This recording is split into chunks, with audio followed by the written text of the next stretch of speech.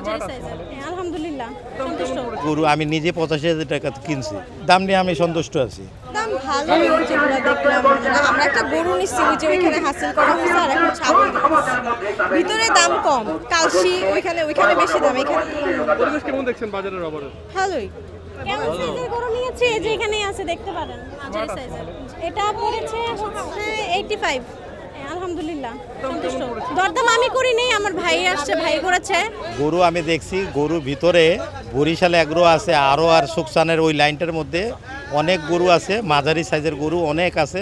আর দাম জায়েজেবল ভিতরে আছে, মানে ছোট বড় মাঝারি যত গরু কিনেন না কেন, আমি মনে করি গরু আমি নিজে 85,000 টাকা কিনছি, নিজে একটা সাদা গরু 85,000 টাকা কিনছি।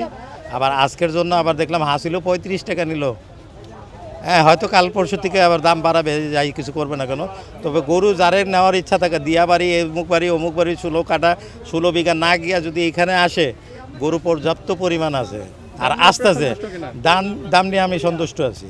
আমি আসছি কুষ্টিয়া থেকে, আমার 3টা আছে। তো একটা চাইতেছি, এটা চাইতে 11 লক্ষ টাকা, এটা 9 লক্ষ টাকা, ওটা 2,50,000 টাকা। কাস্টমারের আগমন আসলে এখন কম, হয়তো আশা করতেছি বাড়বে আগামীকাল থেকে। সেপনিল প্রাণঘাতী জীবাণুদের বিরুদ্ধেও দারুণ কার্যকর। যেহেতু এখানে রাখার মতো স্পেস থাকে না, সেক্ষেত্রে সবাই আসতেছে, চয়েস করতেছে, বলতেছে আমরা পরবর্তীতে আসবো, সমস্যা নেই। অনেকেই বলতেছে আমাদের রাখার জায়গা নেই, কারণ আমরা একটু চয়েস করে দেখে যাচ্ছি, পরবর্তীতে আসবো আশা করি।